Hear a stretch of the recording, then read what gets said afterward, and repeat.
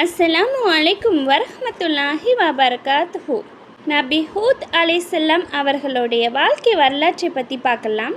அதுக்கு முன்னாடி என் சேனலை சப்ஸ்கிரைப் பண்ணாதவங்க சப்ஸ்கிரைப் பண்ணுங்கள். அதே மாதிரி என் வீடியோஸ்க்கு லைக் போடுங்க. நபி ஹூத் அலைஹிஸ்ஸலாம் அவர்களுக்கு பிறகு குர்ஆனில் குறிப்பிடும் இறை தூதர் ஹூத் அலைஹிஸ்ஸலாம் அவர்கள். இவர் ஆத் சமுதாயத்தை சார்ந்தவர்கள். ஆத் என்பது பழங்கால அரபு சமூகத்தார் ஆவார். அவர்கள் தென் ஆப்பிரிக்காவில் வசித்து வந்தனர். வலிமை மிக்க உடல் அமைப்பு.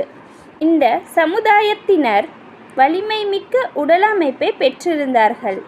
இதை பற்றி அல்லாஹ் தன் திருமறையில் 7வது அத்தியாயத்தில் 69வது வசனத்தில் கூறுகிறான், நூஹுடைய சமுதாயத்திற்கு பின் உங்களை வழித்தொன்றர்களாக அவன் ஆக்கியதையும் உடல் அமைப்பில் உங்களுக்கு வலிமையை அதிகப்படுத்தியதையும் எண்ணி பாருங்கள்.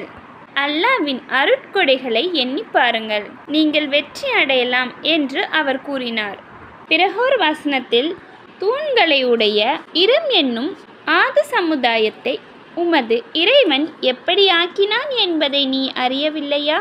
உலகில் உள்ள நகரங்களிலே அவர்களைப் போல் பலசாலியாக யாரும் படைக்கப்படவில்லை என்று 89வது அத்தியாயத்தில் 6, 7, 8 வசனத்தில் கூறியிருக்கிறான். அல்லாஹ் இந்த சமுதாயத்தாருக்கு அதிக அளவிற்கு உடல் வலிமையை கொடுத்த போதிலும் அல்லாஹ்வுக்கு நன்றி செலுத்தாமல் ஆணவம் கொண்டு பெருமை அடித்தார்கள். இதை பற்றி அல்லாஹ் தன் திருமறையில் 41வது அத்தியாயத்தில் 15வது வசனத்தில் கூறுகிறான், ஆது சமுதாயத்தினர் பூமியில் நியாயமின்றி ஆணவம் கொண்டனர். எங்களை விட வலிமை மிக்கவர் யார் என கேட்டார்கள். நிச்சயமாக அவர்களை படைத்த அல்லாஹ் அவர்களை விட வலிமையானவன் என்பதை அவர்கள் காணவில்லையா?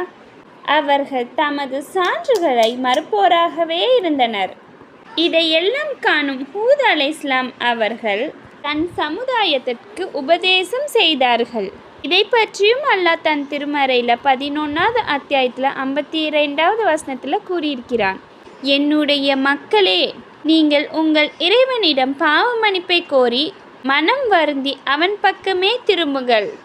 அவன் தடுத்திருக்கும் மழையை உங்கள் மீது ஏராளமாக பொழிய செய்வான். உங்களுடைய பலத்தை பின்னும் அதிகரிக்க செய்வான்.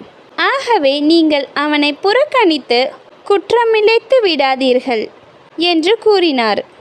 ஆது சமுதாயத்தினர் வாழ்விடம் யமன் தேசத்தில் உள்ள பகுதியிலிருந்து அலி ரலியல்லாஹு அவர்களை சந்திக்க ஒரு மனிதர் வந்தார். அலி ரலியல்லாஹு